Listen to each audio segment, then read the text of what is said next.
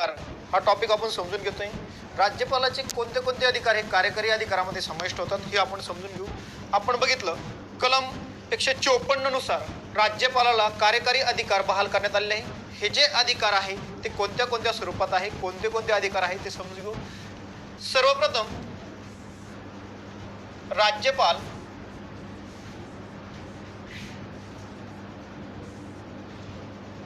त्याला प्रशासनासंबंधी सल्ला व प्रशासनासंबंधी सहाय्य करण्यासाठी सीएम व मंत्रिमंडळाची नियुक्ती करत असतो. काही स्वविवेक अधिकार जर सोडले तर हे सर्व अधिकार, इतर जे काही अधिकार मिळालेले असतील, या सर्व अधिकारांचा वापर राज्यपाल हे मुख्यमंत्री व मंत्रिमंडळ किंवा इतर जे मंत्री असतील यांच्या सल्ल्याने राज्याचं प्रशासन ते चालवत असतात. यांच्या सल्ल्याने म्हणजे मुख्यमंत्री व मंत्रिमंडळ यांच्या सल्ल्याने राज्याचं जे प्रशासन असेल ते चालवत असतात. हे प्रशासन चालत असताना ते राज्यपालाच्या नावे चालत असतं. राज्याचा जो काही कारभार असेल तो राज्यपालाच्या नावे चालणार. राज्यपाल याला जर असं वाटलं की फक्त एकट्या सीएमने काही सल्ला दिलेला असेल तर तो सल्ला पुन्हा मंत्रिमंडळाच्या विचारासाठी तो पाठवू शकतो. सर्वसहमतीने घेतलेला सल्ला यानुसार राज्यपाल काही महत्त्वाचे निर्णय घेत असतो. स्वविवेक अधिकार जर सोडला तर इतर सर्व बाबतीत सीएम व मंत्रिमंडळाच्या सल्ल्याने राज्यपाल हा आपला कारभार, राज्याचा कारभार चालवत असतो. दुसरी महत्त्वाची गोष्ट, राज्यपाल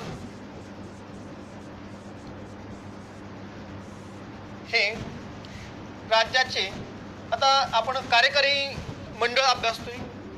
राज्य कार्यकारी मंडळामध्ये राज्यपाल, मुख्यमंत्री, मंत्रिमंडळ आणि महाधिवक्ताचा समावेश होतो. राज्यपालाची नेमणूक आपण समजून घेतली. राष्ट्रपती हे राज्यपालाची नेमणूक करत असतात. सीएम व मंत्र्यांची नियुक्ती या ठिकाणी राज्यपाल करत असतात. सर्वात सुरुवातीला मुख्यमंत्र्याची नियुक्ती केली जाते. मुख्यमंत्र्याच्या सल्ल्याने इतर मंत्र्याची नियुक्ती केली जाते. याचबरोबर राज्याचा जो महाधिवक्ता असतो, महाधिवक्त्याची नियुक्ती राज्यपाल करत असतात. कायदेविषयक सल्ला देण्यासाठी महाधिवक्त्याची नियुक्ती केली जाते. महाधिवक्ता हा राज्याचा सर्वोच्च कायदा अधिकारी असतो. त्यामुळे याची नियुक्ती करत असताना या ठिकाणी त्याचे पेमेंट, त्याचे इतर जे काही भत्ते असतील हे भत्ते, हे सर्व किंवा त्याच्यावरती जी काही जबाबदारी सोपवली जाणार आहे त्या जबाबदारीची जी काही प्रक्रिया असेल, नियम असेल, हे सर्व ठरवण्याचा अधिकार हा राज्यपालाला असतो. राज्यपालाच्या मर्जी असेपर्यंत महाधिवक्ता आपल्या पदावरती असतो. त्यामुळे जे महाधिवक्ता हे पद असेल हे राज्यपालाच्या मर्जीपर्यंत, त्याची मर्जी असेपर्यंत ते आपल्या पदावरती असू शकतात. राज्यपालाची मर्जी संपुष्टात आल्यानंतर या ठिकाणी महाधिवक्त्याला आपल्या पदाचा राजीनामा द्यावा लागतो. हे महत्त्वाचं कार्य राज्यपाला संदर्भात हे अधिकार कार्यकारी अधिकारामध्ये समाविष्ट होतात. तिसरी महत्त्वाची गोष्ट, राज्यपाल राज्य निवडणूक आयोग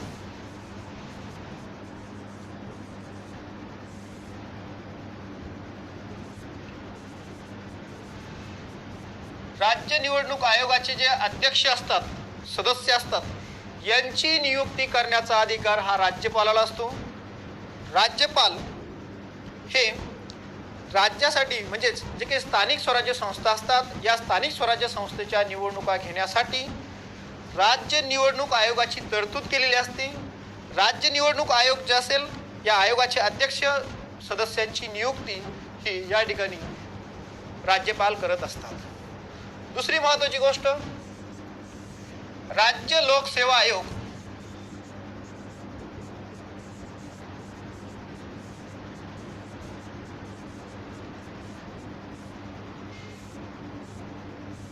या राज्य लोकसेवा आयोगाचे जे अध्यक्ष असतील व सदस्य असतील या सदस्यांची नियुक्ती करण्याचा अधिकार हा राज्यपालाला असतो. राज्यपालाच्या स्वाक्षरीनेच निवडणूक आयोग असेल किंवा राज्य लोकसेवा आयोग असेल यांचे अध्यक्ष सदस्य यांची नियुक्ती होत असते. राज्य लोकसेवा आयोगाचं कार्य जर आपण बघितलं, राज्य शासनाच्या अधिपत्याखाली येणाऱ्या ज्या काही सेवा असतात, प्रशासकीय वर्ग जो असेल राज्य शासनाच्या अंतर्गत येणारा, या अधिकाऱ्यांची नियुक्ती करण्याची जबाबदारी म्हणजे त्यांचं निवड करण्याची जबाबदारी ही राज्य लोकसेवा आयोगाची असते. त्यांना नियुक्ती देण्याचा अधिकार हा राज्य शासनाला असतो. अशा पद्धतीने राज्य लोकसेवा आयोगाची नियुक्ती या ठिकाणी अध्यक्ष सदस्यांची केली जाते. याचबरोबर जे मंत्री असतात हे मंत्री, या मंत्र्याची नियुक्ती करत असताना राज्यपाल मुख्यमंत्र्याच्या सल्ल्याने मंत्र्याची नियुक्ती केली जाते. मंत्री हे सामूहिकरित्या राज्यपालास जबाबदार असतात.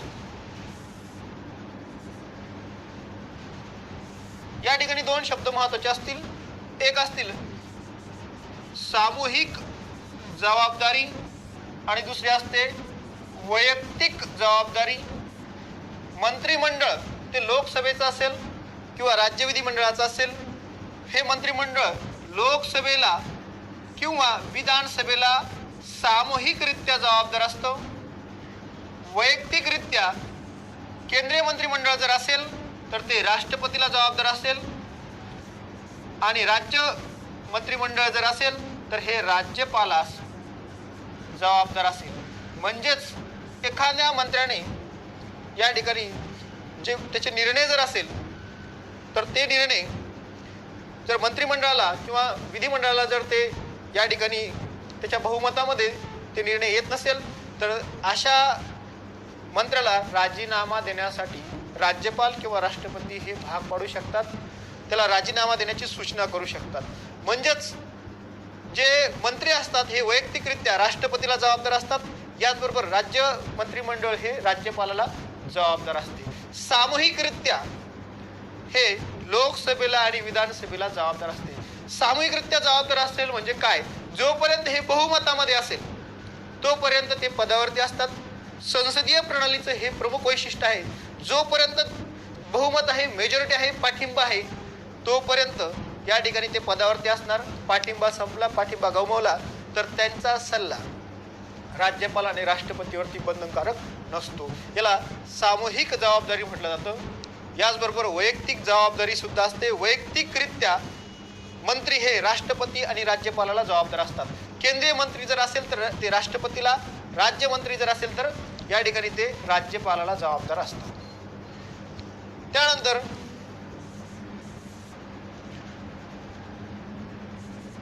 एखाद्या आदिवासी,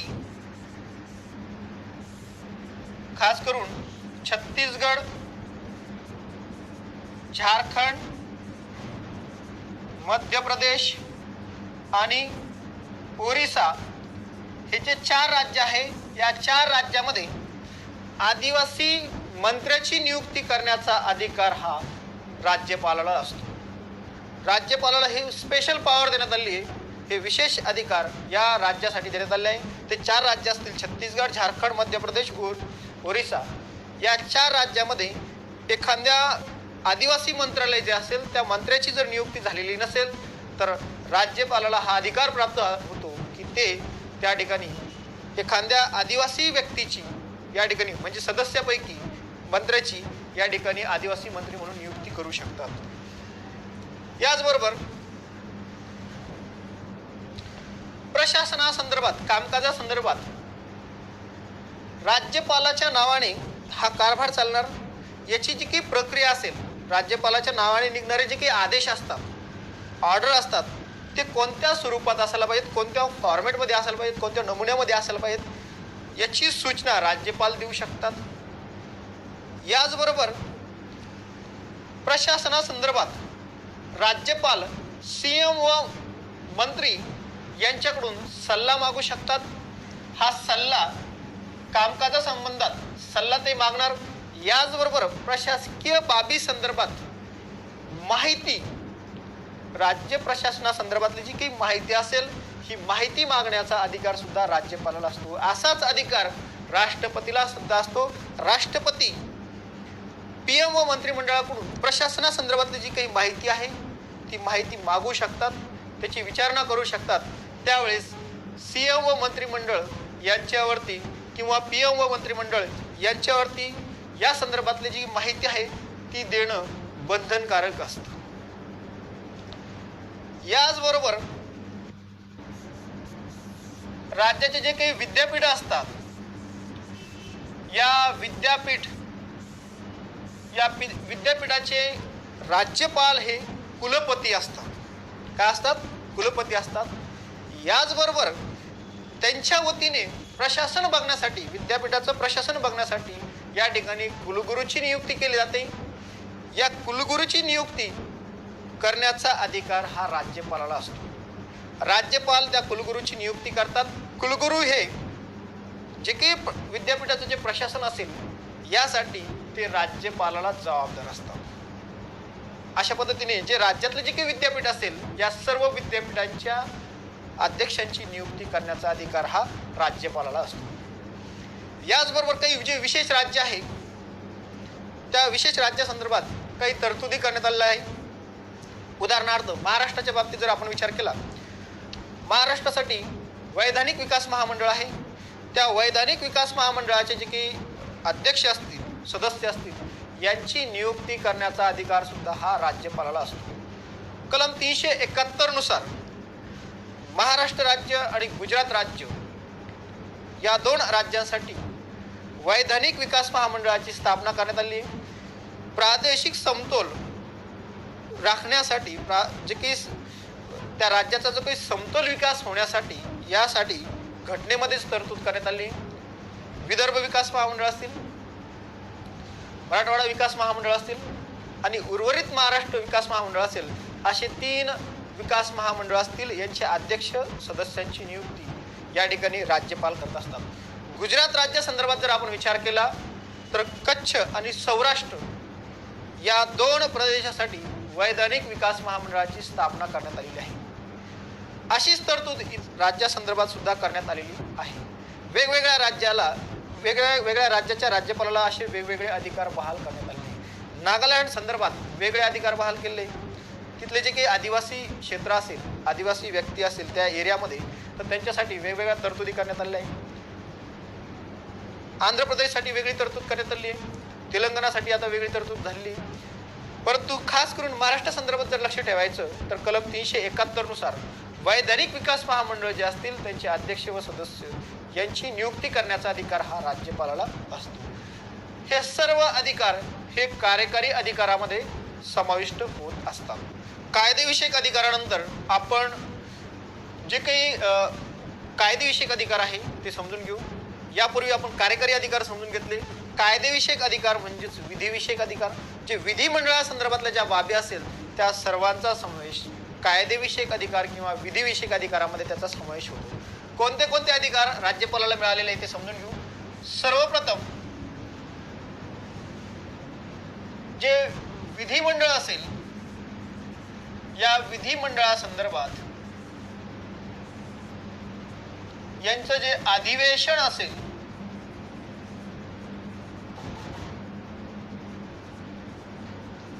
या अधिवेशन बोलावणे, त्यानंतर अधिवेशन समाप्त करणे याची घोषणा या ठिकाणी राज्यपाल करत असतात. याचबरोबर नव्याने स्थापन झालेली जी विधानसभा असते या विधानसभेसमोर राज्यपाल अभिभाषण करत असतात.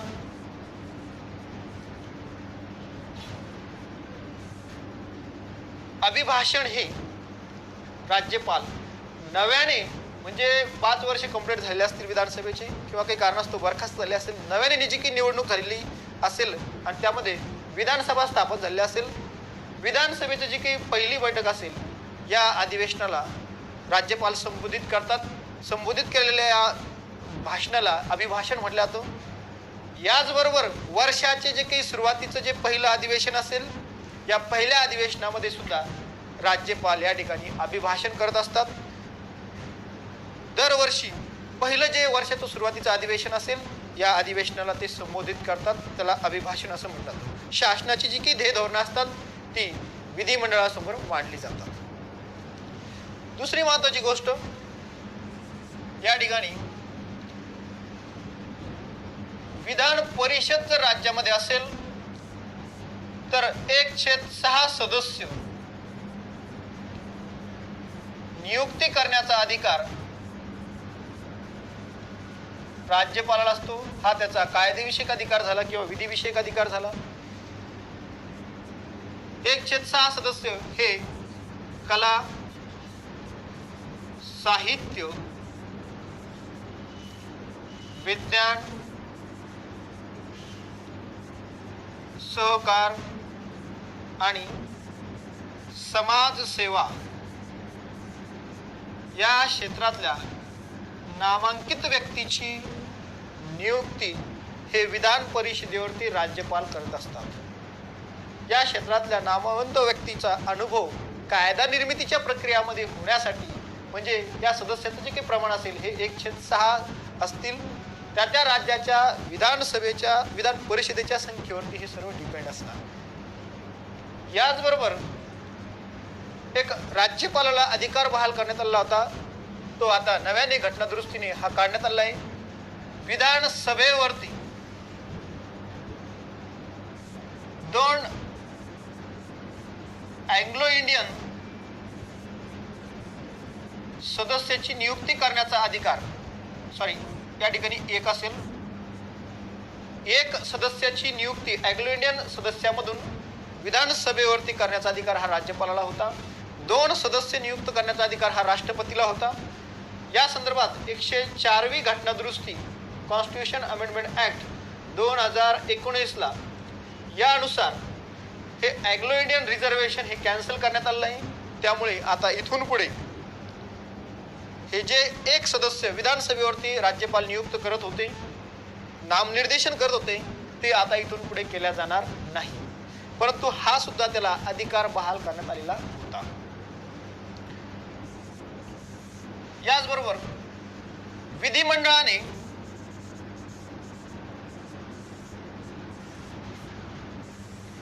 पारित केलेले जे विधेयक असतात हे विधेयक यांना मान्यता देण्याचं काम राज्यपाल करत असतात. या संदर्भात राज्यपालाला व्यापक अधिकार बहाल झाले ते समजून घेऊ. पुढे कायदा निर्मितीच्या प्रक्रियेमध्ये सुद्धा आपण ते बघणार आहोत.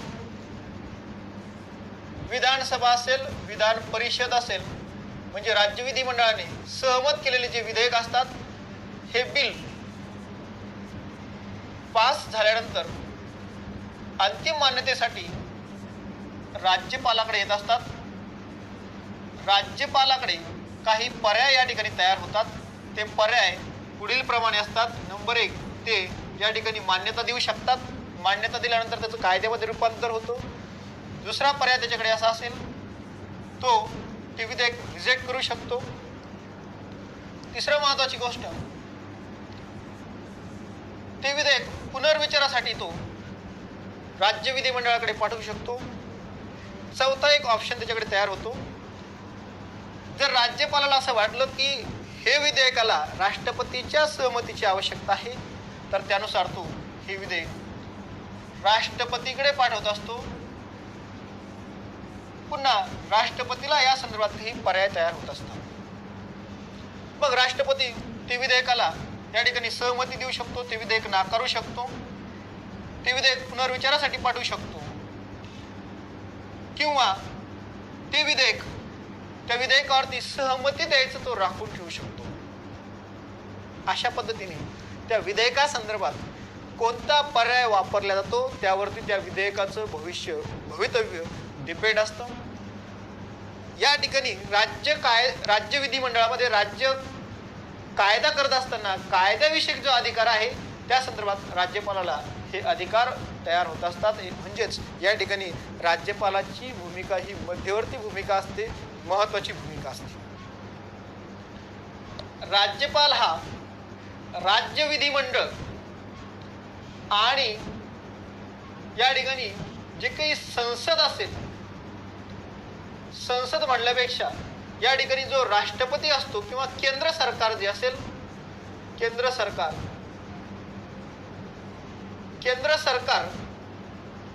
हे राष्ट्रपतीला या संदर्भात सल्ला देऊ शकतात. राष्ट्रपती राज्यपालाला या ठिकाणी सल्ला देऊ शकतात. म्हणजेच केंद्र राज्यपालाच्या माध्यमातून स्टेट गव्हर्नमेंटवरती कंट्रोल, नियंत्रण ठेवू शकतो. त्यांचे जे काही कामकाज चालू आहे हे जर कामकाज घटनात्मकदृष्ट्या योग्य चालू आहे की अयोग्य आहे हे या ठिकाणी चेकआउट केलं जातं. जर केंद्राला असं वाटलं की या संदर्भात राज्य विधिमंडळ आपल्या अधिकार क्षेत्रापासून बाहेर जाऊन कार्य करत असेल तर राज्यपालाला तसे निर्देश दिले जाऊ शकतात, तसे आदेश दिले जाऊ शकतात आणि कलम 356 किंवा कलम 365 नुसार आदेश दिल्यानंतर त्या आदेशाचं जर पालन केलं नाही तर राज्य विधिमंडळ हे बरखास्त करण्याचा अधिकार हा संसदेला प्राप्त होतो. संविधानाने जे दिलेले नियम आहेत त्या नियमाचं पालन करणे हे राज्य विधिमंडळाला आवश्यक आहे. त्या नियमानुसार कारभार चालवणं हे राज्यपालाचं कर्तव्य असतं. हे कायदेविषयक अधिकार त्यांना बहाल झालेले आहे. याचबरोबर जे काही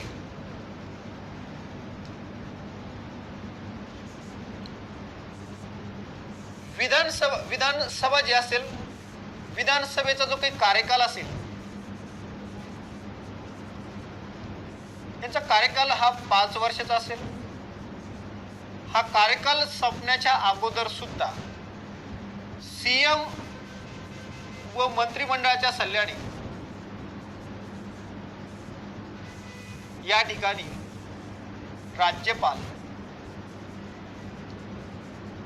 विधानसभा बरखास्त करू शकतात. हा बरखास्त करण्याचा अधिकार हा राज्यपालाला देण्यात आलेला आहे. राज्यपाल कार्यकाल पूर्ण होण्याच्या आत विधानसभा बरखास्त करू शकतो. सीएम व मंत्रिमंडळ या संदर्भात राज्यपालाला सल्ला देऊ शकतात की वेळेच्या अगोदर आपण विधानसभा बरखास्त करू, निवडणुका घेऊ. राज्यपालाने जर अशा पद्धतीचा आदेश काढला बरखास्तीचा तर तो आदेश मागा घेता येत नसतो. याचबरोबर राज्य विधिमंडळासंदर्भात राज्यपालाला वटहुकूम काढू शकतो, ऑर्डिनन्स काढू शकतो. सगळ्यात महत्त्वाची गोष्ट,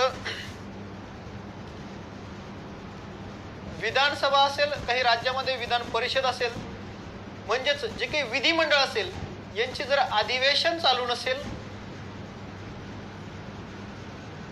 अधिवेशन चालू नसताना काही कायद्याची आवश्यकता निर्माण झालेली असेल तर यावेळेस राज्यपाल आपल्या अधिकाराचा वापर करतो आणि वटहुकूम तो या ठिकाणी काढत असतो.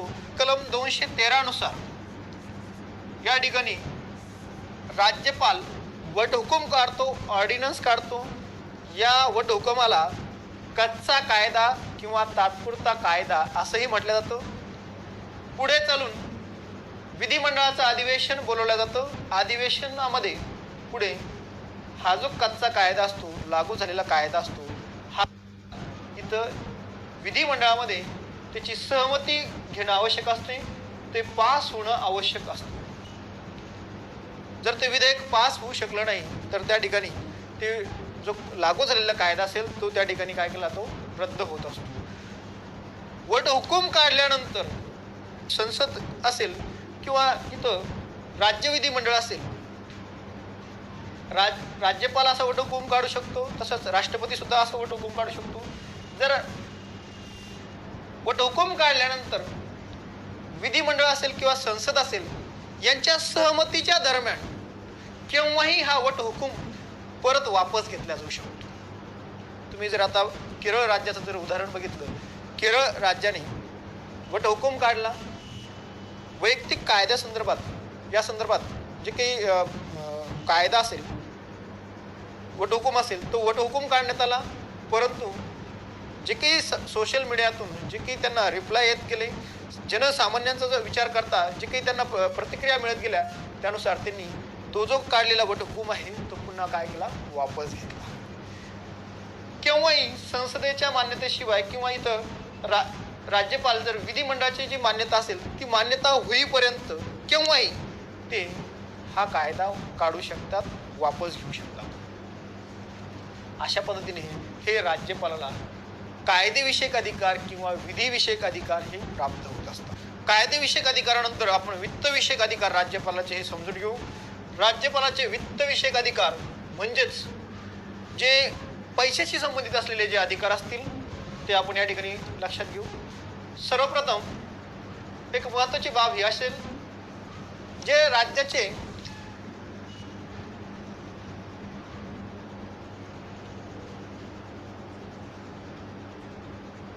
राज्याचा संचित निधी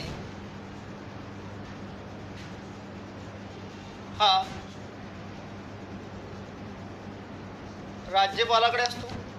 राज्यपाला या संचित निधीवरती कंट्रोल हे राज्यपालाचं असतं. त्याच्या सहमतीशिवाय कोणत्याही प्रकारचे जे अनुदान असेल या अनुदानाची मागणी करता येत नसते. या संचित निधीमध्ये राज्याचा जो काही संचित निधी असेल, राज्य शासनाकडून मिळालेले जे टॅक्स असणार किंवा इतर जे काही राज्याचे उत्पन्न असणार, हे उत्पन्न सर्व संचित निधीमध्ये जमा होत असतं. जमा झालेलं जे उत्पन्न असेल, कर्ज असेल, इतर काही घेतलेले अग्रिमी असेल, जे जे उत्पन्न असेल राज्य शासनाचे, हा पैसा काढण्यासाठी इथं विधिमंडळाची परवानगी असते. विधिमंडळाच्या सहमतीशिवाय 1 रुपया या निधीमधून खर्च केला जात नाही, काढला जात नाही. हा पैसा काढण्यासाठी विधिमंडळामध्ये वेगवेगळे विधेयक मांडल्या जाऊ शकतात. अनुदानाची मागणी केल्या जाऊ शकते. याचबरोबर जे वित्त विधेयक असेल ते वित्त विधेयक या ठिकाणी मांडलं जातं. धनविधेयक असेल ते धनविधेयक या ठिकाणी मांडलं जातं. धनविधेयक मांडण्यापूर्वी राज्यपालाची सहमती आवश्यक असते. राज्यपालाच्या सहमतीशिवाय धनविधेयक मांडला जाऊ शकत नाही. दुसरी महत्त्वाची गोष्ट, राज्याचा जे काही बजेट असतं, बजेट मांडण्याची तरतूद किंवा बजेट मांडण्यासाठी जी काही उपाययोजना आहे ती राज्यपालाने करणं अपेक्षित आहे. अर्थसंकल्प त्याला म्हटलं तर अर्थसंकल्प मांडण्याची जी काही जबाबदारी असेल ती राज्यपालावरती असेल. महत्त्वाचं वाक्य काय असेल, राज्याचा अर्थसंकल्प मांडण्याची जबाबदारी ही राज्यपालावरती असते. राज्यपाल त्याच्या वतीने तो वित्तमंत्री असेल किंवा मंत्रिमंडळातला एखादा व्यक्ती असेल त्याच्यावरती ही जबाबदारी सोपवू शकतो. म्हणजेच इथं जे काही अर्थसंकल्प असेल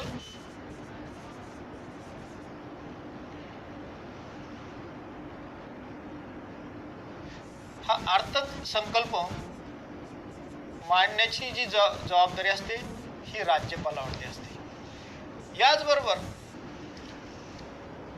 जे काही वित्त आयोग असतो, कलम 243 नुसार राज्य वित्त आयोग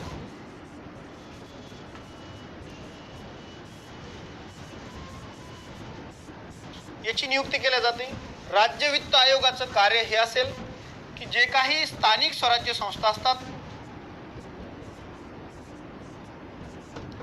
स्थानिक स्वराज्य संस्था म्हणजे त्याच्यामध्ये शहरी स्थानिक स्वराज्य संस्था असू शकतात, याचबरोबर ग्रामीण स्थानिक स्वराज्य संस्था असू शकतात. यांना मिळालेलं जे काही अनुदान असेल, यांना जे काही उत्पन्नाचं जे साधन असेल, परत राज्य शासनाचं जे काही उत्पन्न असेल याची विभागणी करण्याचं काम हे राज्य वित्त आयोगाचं असतं. मग यासाठी राज्य वित्त आयोगाची नेमणूक, त्यांचे अध्यक्ष सदस्याची नेमणूक करण्याचा अधिकार हा राज्यपालाला असतो. असाच आयोग हा केंद्र स्तरावरती असतो. याला केंद्रीय वित्त आयोग असं म्हटलं जातं. केंद्र शासन आणि राज्य यांचं जे काही उत्पन्न आहे या उत्पन्नाची विभागणी करणे, यासाठी एक फॉर्म्युला ठरवणे हे काम केंद्रीय वित्त आयोगाचं असतं. केंद्रीय वित्त आयोगाची जी अध्यक्ष सदस्य असेल यांची नियुक्ती करण्याचा अधिकार हा राष्ट्रपतीला असतो. अशाच पद्धतीचा एक आयोग राज्य स्तरावरती असतो. राज्य वित्त आयोग हा याचे अध्यक्ष व सदस्यांची नियुक्ती करण्याचा अधिकार हा राज्यपालाला असेल. 5 वर्षासाठी या वित्त आयोगाची नेमणूक केल्या जाऊ शकते. दर 5 वर्षांनी सुद्धा या वित्त आयोगाची नियुक्ती केली जाते. अशा पद्धतीने हे जे अधिकार बहाल झालेले हे सर्व अधिकार वित्त विषयक अधिकारामध्ये समावेश होतो. यानंतर पुढचा जे अधिकार आहे तो अधिकार आहे न्यायविषयक अधिकार. सर्वात महत्त्वाचं न्यायविषयक अधिकार म्हणजेच जे काही न्यायमंडळ असेल, न्याय म्हणजेच जे काही तुम्हाला जस्टिस असेल, न्याय असेल, हा न्यायासंदर्भातले हे अधिकार असतील. म्हणजेच बघा, सर्वात महत्त्वाचा अधिकार प्राप्त होतो जे राज्याचे जिल्हा न्यायालय असेल,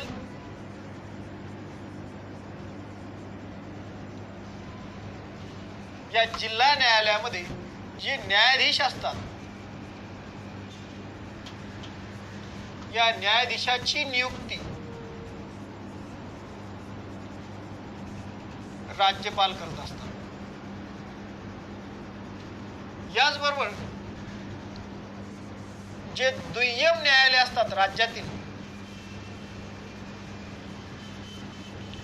या दुय्यम न्यायालयाचे जे काही न्यायिक वर्गातले जे काही पद असतील यांची नियुक्ती सुद्धा या ठिकाणी नियुक्ती देण्याचा अधिकार हा राज्यपालाला असतो. राज्यपाल या संबंधी जे काही राज्याचे मुख्य न्यायाधीश असतात ते व ज्येष्ठ न्यायाधीश असतात यांचा सल्ला विचारात घेत असतात, परंतु राज्यपालाच्या स्वाक्षरीने या ठिकाणी त्यांची नियुक्ती होत असते. याचबरोबर या ठिकाणी सगळ्यात महत्त्वाची बाब ही असते, राज्यपालाला या ठिकाणी क्षमादान करण्याचा अधिकार असतो.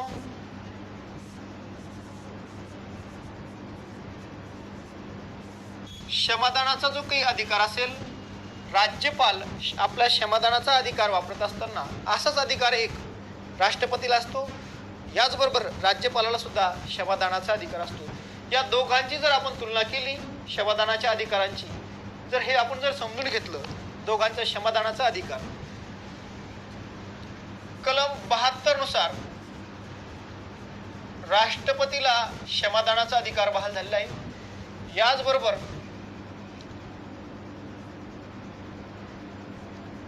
राज्यपालाला सुद्धा अशा पद्धतीचा कलम 161 नुसार क्षमादानाचा अधिकार बहाल झालेला आहे. राष्ट्रपती आणि राज्यपाल यांच्या क्षमादानाच्या अधिकाराची तुलना करता फाशीची शिक्षा किंवा यालाच मृत्यूदंड ही शिक्षा सुद्धा म्हणल्या जाते. या शिक्षेसंदर्भात राष्ट्रपती क्षमादान करू शकतात. केंद्रीय कायदे किंवा संघराज्य कायदे या संदर्भात राष्ट्रपती क्षमादान करू शकतात. इकडे याचबरोबर राज्यपाल जी फाशीची शिक्षा असते किंवा मृत्यूदंड जो असेल, या मृत्यूदंडासंदर्भात क्षमादान करण्याचा अधिकार राज्यपालाला नसतो. केंद्रीय कायद्यासंदर्भात अशा पद्धतीचे क्षमादान करण्याचा अधिकार राज्यपालाला नसतो. जे सैनिकी कायदे असतात,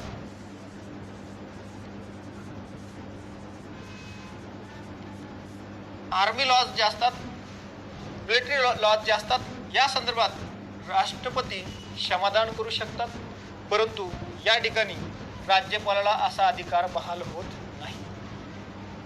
इतर ज्या काही शिक्षा झालेल्या आहे राज्यातल्या नागरिकाला, ज्या ठिकाणी राज्यपाल, ज्या राज्याचा राज्यपाल आहे त्या ठिकाणचे जे नागरिक असतील, या नागरिकांना जी काही शिक्षा झालेल्या असतील, या 3 शिक्षा सोडून इतर शिक्षा संदर्भात राज्यपाल हा क्षमादान करू शकतो. शिक्षा माफ करण्याचा अधिकार हा राज्यपालाला मिळत असतो. मग त्याच्या शिक्षेमध्ये तो काही बदल करू शकतो. त्याची शिक्षा म्हणजे शिक्षेचं स्वरूप या ठिकाणी बदलू शकतो.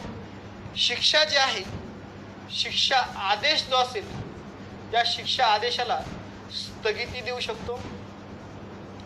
याचबरोबर शिक्षेमध्ये बदल केला जाऊ शकतो. जन्मठेपेची शिक्षा असेल, सश्रम कारावासाची शिक्षा असेल, तर साध्या कारावासामध्ये त्याची शिक्षा बदलल्या जाऊ शकते. या ठिकाणी 10 वर्षाची शिक्षा असेल तर 5 वर्षाच्या शिक्षेमध्ये तो करू शकतात. म्हणजे असं शिक्षेच्या स्वरूपात बदल होऊ शकतो. शिक्षेचा जो आदेश मिळाला असेल त्या आदेशाविरुद्ध स्थगिती दिल्या जाऊ शकते. अशा स्वरूपात राष्ट्रपती आणि राज्यपालाच्या क्षमादानाच्या अधिकाराची तुलना करता या ठिकाणी राष्ट्रपतीचा जो काही क्षमादानाचा अधिकार आहे हा व्यापक स्वरूपाचा आहे. त्या तुलनेने राज्यपालाला हे अधिकार कमी प्रमाणात बहाल झालेले आहे. इंग्लंडच्या राजाला जसे क्षमादान करण्याचा अधिकार बहाल झालेला आहे त्याच स्वरूपात त्याच धर्तीवरती आपण सुद्धा भारताचा जो राष्ट्रपती आहे, प्रथम नागरिक आहे, याला आपण क्षमादान करण्याचा अधिकार बहाल केला आहे. तसाच राज्याचा जो प्रथम नागरिक आहे, राज्यपाल, याला सुद्धा आपण क्षमादानाचा अधिकार बहाल केला आहे. घटनेमध्ये या दोनच पदांना आपण क्षमादानाचा अधिकार बहाल केला आहे. एक असेल राष्ट्रपती आणि दुसरा असेल राज्यपाल. राज्यपालाचे आपण क्षमादानाचे अधिकार बघितला. एकूण 4 प्रकारचे त्याचे कार्य अधिकार बघितले. त्याच्यामध्ये सगळ्यात सुरुवातीला आपण कार्यकारी अधिकार बघितले. नंबर 2ला कायदेविषयक अधिकार बघितले. नंबर 3ला त्याचे म्हणजे कायदेविषयक अधिकार म्हणजेच विधिविषयक अधिकार बघितले. त्याच्यानंतर आपण त्याचे वित्तविषयक अधिकार बघितले आणि 4था अधिकार बघितला आपण न्यायविषयक अधिकार. राज्यपालाला हे 4च अधिकार बहाल झाले. सगळ्यात सुरुवातीला आपण समजून घेतलं. आणीबाणीविषयक अधिकार असेल, सैनिकासंदर्भात अधिकार असेल, याचबरोबर परराष्ट्रविषयक जे काही अधिकार आहे हे अधिकार राष्ट्रपतीला बहाल झाले, ते अधिकार राज्यपालाला बहाल झालेले